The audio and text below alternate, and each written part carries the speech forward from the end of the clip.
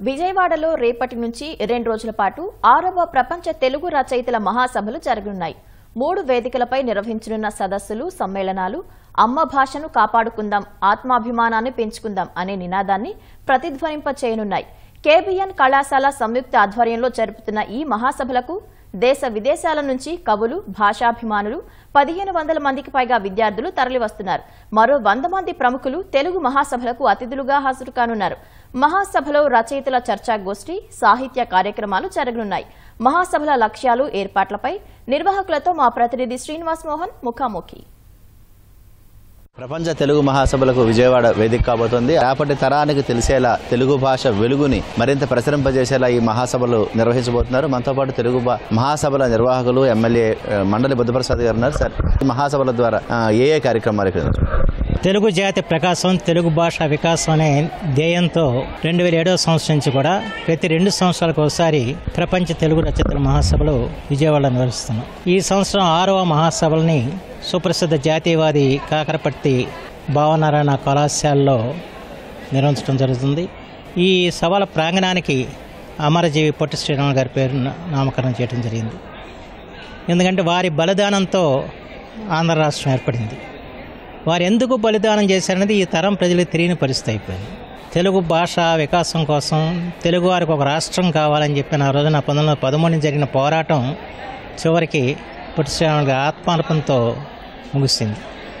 ఆ మహానుభావుడి వల్ల రాష్ట్రం వచ్చింది. కానీ రాష్ట్రం వచ్చినా కూడా ఏ లక్ష్యంతో అయితే మనం రాష్ట్రం కావాలనుకున్నామో ఆ లక్ష్యం ఈరోజు కూడా నెరవేరలేదు. తెలుగులో పరిపాలన లేదు, తెలుగులో విద్యాబోధన లేదు, ఈ రకమైన పరిస్థితులు ఉన్నాయి. ఆ పరిస్థితుల్లో మళ్ళీ ఒకసారి ఆ మహనీయుడు త్యాగాన్ని మనం గుర్తు చేసుకోవాల్సిన అవసరం ఉంది. ఆయన ఆశయాలను ముందుకు తీసుకురావాల్సిన బాధ్యత ఉందన్న ఉద్దేశంతో ఈ ప్రాంగణానికి వారి పేరు పెడతాం జరిగింది.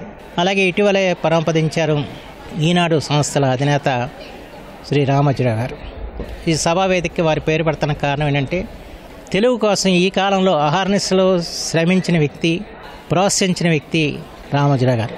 ఈ ప్రపంచ తెలుగు మహాసభలకు కూడా ఆయన ఎప్పుడు కూడా ప్రోత్సాహించారు. స్వయంగా ఆయన కూడా వచ్చి పాల్గొనడం కూడా జరిగింది. అన్నిటికంటే ముఖ్యంగా ఈ రోజున ఈనాడులో ఆంగ్ల పదాలని తగ్గించి ఆంగ్ల పదాలకి తగిన విధంగా తెలుగు పదాలను సృష్టించి వ్యాప్తి చేసిన ఘనత రామోజీరావు గారిది. అంతేకాకుండా తెలుగు భాషోద్యమానికి ఒక పత్రిక అవసరం అని చెప్పి ఆయన తెలుగులో పత్రిక నడిపారు. ఆయన ఏ విధంగా అయితే తెలుగు కోసం పరితపించాడో ఆ విధంగా అందరూ కూడా ఆలోచన చేయాలనే ఉద్దేశంతో ఈ సభా ప్రాంగణానికి రామోజీరావు గారి పేరు పెడతాం జరిగింది. ప్రత్యేకించి ఇది రచయితలకు సంబంధించిన సభలు. ఎందుకంటే రచయితలు మార్గదర్శకులు, రచయితలు స్ఫూర్తి ప్రదాతలు. అయితే వాళ్ళ రచయితలు వారి శక్తిని వారు గుర్తించలేని పరిస్థితిలో ఉన్నారు. ఎందుకంటే మన ఆధునిక ఆంధ్ర సాహిత్యం అంతా కూడా సంస్కరణ దృష్టితో ప్రారంభమైన విషయం మనం గుర్తుంచుకోవాల్సిన అవసరం ఉంది. ఆనాటి చీకట్లో మగ్గుతున్న సమాజానికి వెలుగును ప్రసాదించింది కందుకూరి వీరేశలింగం గురజాడ వారి రచన ద్వారా. అనేక దురాచారాలను వాళ్ళు రూపుమాపారు. ప్రత్యేకించి ఆ రోజుల్లో ఆడపిల్లలు చదువుకోవడానికి ఆస్కారం లేదు. దానికి గురజాడ గారు, కందుకూరి గారు శ్రీకారం చుట్టారు. ఇవాళ ఆడపిల్లలు విద్యారంగంలో ముందు స్థాయిలో ఉన్నారు. ఇలాంటి అనేక సాంఘిక మార్పులకు కారణం రచయితలు అన్న విషయం మనం గుర్తుంచుకోవాలి. అన్ని రంగాల్లో కూడా ఒక విలువలు కోల్పోతున్న పరిస్థితి వచ్చింది. అందులో భాష సవాళ్ళను ఎదుర్కొంటుంది. ఇవాళ తెలుగు నేర్చుకునే పరిస్థితులు ఆంధ్రప్రదేశ్లో లేవు. ప్రత్యేకించి కనీసం తమ పేర్లు కూడా తెలుగులో రాసుకునే స్థితి కనపడతలేదు. అంచేత ఈ స్థితిలో మళ్ళా తెలుగుకి పట్టం కట్టాలంటే తెలుగు ప్రజల్లో చైతన్యం రావాల్సిన అవసరం ఉంది. ఆ ప్రజల్లో చైతన్యం తేవాల్సిన బాధ్యత ఎవరిది? రచయితలది. ఆ బాధ్యతను వారికి తెలియజెప్పి రానున్న రోజుల్లో తెలుగు వికసించేలాగా, తెలుగు పలుకుబడి పెరిగేలాగా మనం చేయాల్సిన అవసరం మాత్రం ఎంతైనా ఉంది. ఆ దృష్టితో కేవలం రచయితల మీద ఆలోచన చేస్తూ ఈ కార్యక్రమం చేస్తున్నాం. రెండవది, ఈ సభల యొక్క ప్రత్యేకత ఏంటంటే మార్పు. ఇవాళ సమాజంలో అనేక మార్పులు వచ్చాయి. పూర్వం తాటాకులతో గ్రంథరచన ప్రారంభమైంది. ఆ తర్వాత కాగితం సృష్టించబడింది, ముద్రణ వచ్చింది. ఇవాళ ఈ సాంకేతిక రంగంలో చాలా మార్పులు రాతపూర్వకంగాను లేకపోతే భావాల పరంగాను కూడా మార్పులు వచ్చినాయి. ఇవాళ అలాంటి స్థితిలో ఇవాళ ఈ అంతర్జాలాన్ని ఉపయోగించుకుని కానివ్వండి, ఇవి వచ్చిన సాంకేతికతని ఉపయోగించుకున్నానండి తెలుగు సాహిత్యాన్ని ప్రపంచ సాహిత్యం చేసుకోవాల్సిన అవసరం ఉంది. అలాగే తెలుగు భాషను ప్రపంచ భాషగా తెలుసుకోవాల్సిన అవసరం ఉంది. ఆ దిశలో ఎలాంటి ఆలోచనలు చేయాలన్నది వాళ్ళ రచయితలు ఈ సభల్లో చర్చించాలని చెప్పి మేము కోరుకుంటున్నాం. వాళ్ళకు ఒక దిశానిర్దేశనం చేయాలనే ఉద్దేశంతో ఇక్కడ శిక్షణా తరగతులు కూడా నిర్వహించడం జరుగుతుంది. దాదాపు 300 మంది ఇప్పటికే నమోదయ్యారు. వాళ్ళకి కవిత ఎలా రాయాలి, కథ ఏ విధంగా ఉండాలి, నవల ఏ విధంగా రాయాలి, నాటకం ఇవన్నీ కూడా తెలియజేయడం జరుగుతుంది. అంచేత ఏ రచన చేసినా ఆ రచన సామాజిక స్ఫూర్తితో కలిగి ఉండాలి, సమాజాన్ని సంస్కరించే దిశలో ఉండాలి, ప్రత్యేకించి తెలుగుని వెలిగించేలాగా ఉండాలన్న ఆలోచనతో ఈ సభల్ని ఏర్పాటు చేస్తున్నాం. ఈ సభల్ని కొన్ని వందల మందికి ఇవాళ ఈ సమావేశాల్లో మాట్లాడే అవకాశం, అలాగే కవి సమ్మేళనంలో పాల్గొనే అవకాశం కూడా ఇస్తుంది జరుగుతుంది. ఖర్చులు భరించి ఇవాళ బస్సు వాళ్ళు ఏర్పాటు చేసుకుని దాదాపు 1400 మంది ఈ రచయితలు దీంట్లో పాలు పంచుకుంటున్నారు.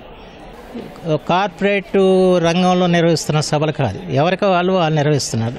రచయితలను నిర్వహించుకుంటున్న సభ, వాళ్ళ ప్రోత్సాహంతో వాళ్ళు ఒక భాష పట్ల, సాహిత్యం పట్ల అనురక్తితో ఈ సభలు ఏర్పాటు చేసుకున్న విషయం మాత్రం అందరూ గుర్తించాల్సిన అవసరం మాత్రం ఉందని చెప్పి మాత్రం మనం సార్, కేబిఎన్ కళాశాల ఆతిథ్యం ఇస్తోంది. కార్యదర్శిగా మీరు ఈ సభల నిర్వహణ ఎలా? చాలా ఆనందంగా ఉందండి. ఇంతమందికి మేము వెన్యూ ఇవ్వటం, ఇంతమంది ఇక్కడికి వచ్చి కాలేజీ చూస్తాం కానీ, పార్టిసిపేట్ చేయడం కానీ, తెలుగు మీద వాళ్ళు చూపించే ఇంట్రెస్ట్ మూలంగా పిల్లలకి ఇది ఒక స్ఫూర్తిగా ఉంటుందన్న ఉద్దేశంతో మేము చేయడం జరిగింది. ఆ కళ సాకారం అవుతుందనే నమ్మకం మాకుంది. ఇది మా పిల్లలందరికీ కూడా మంచి ఉత్తేజకరంగా ఉంటుందని చెప్పి భావిస్తున్నామండి.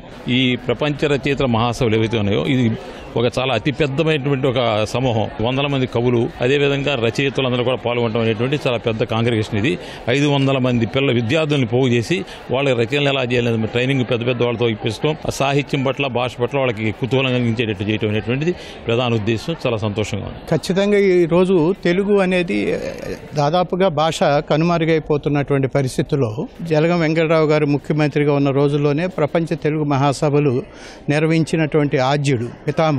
ఇంగ్లీష్ భాష ఉద్యోగరీత్యా ప్రతి ఒక్కళ్ళకి అవసరమే, కానీ తల్లి భాష అయినటువంటి తెలుగు భాష ద్వారా పునాది అనేది చదువులో తప్పనిసరిగా తెలుగు భాషలో ఉన్నట్లయితే విద్యార్థులు తేలికగా అర్థం చేసుకుంటారు. ఒక మైండ్లో వాళ్ళకి జీవితాంతం గుర్తుండిపోయేలాగా తల్లి భాష ద్వారా విషయం అవగాహన చేసుకున్నంతగా ఇతర భాషలు అనేది ఏ భాషలో కూడా కుదరదు. మా మేనేజ్మెంట్ కూడా ఎప్పుడూ తెలుగు భాషకి ఎక్కువ ప్రాధాన్యత ఇస్తూ ఉంటుంది. విద్యార్థుల్లోనూ, యువకుల్లోనూ కవిత రచన పట్ల అవగాహన కల్పించే సదస్సులు, అలాగే శాస్త్ర సాంకేతిక రంగాల్లో తెలుగు భాషని ఇనుమడింపజేసేలా, తెలుగు భాష ప్రతిష్టను పెంచేలా వస్తున్నటువంటి మార్పులు, ఇలా వివిధ అంశాలపై ఈ వేదికల ద్వారా చర్చించబోతున్నారు. విజయవాడ నుంచి కెమెరామెన్ సోమేష్తో శ్రీనివాస్ మోహన్, ఈటీవీ న్యూస్.